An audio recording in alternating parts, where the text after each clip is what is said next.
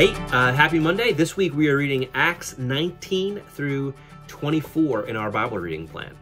I want to start, before we talk about that, by highlighting something that we read last week in Acts 17, starting with verse 6. This is the moment where Paul and Silas and the guys are in Thessalonica, and the city officials, like the town, kind of freaks out about Paul and Silas and these Christians. This is what it says in verse 6.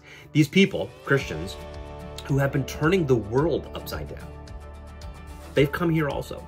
And Jason has them in his house as guests. And this is what it says. They are all acting contrary to the decrees of the emperor, saying that there is another king named Jesus. The Christians, Paul and Silas, they are getting in trouble because they are living as if there's another king, not named Caesar, but named Jesus. As we read this week's readings, what you're going to see is Paul and his guys on their missionary journeys going into towns, preaching the gospel, and what happens again and again is that they come in conflict with the authorities, with the leadership in town. Because Christianity and the message of the gospel, it is going to conflict with the powers of this world, right? Because we do not follow the emperor. We do not follow or worship a president. We follow and we worship another king, and his name is Jesus.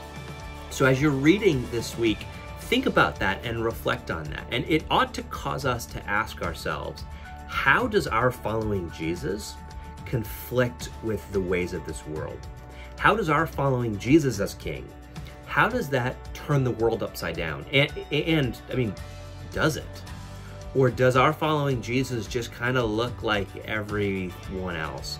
Do we stand out, or do we kind of just fit in with the world around us?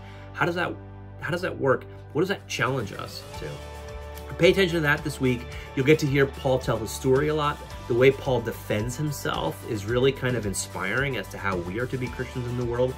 There's also just a heartwarming moment between Paul and the Ephesian church as he says goodbye to them for the last time.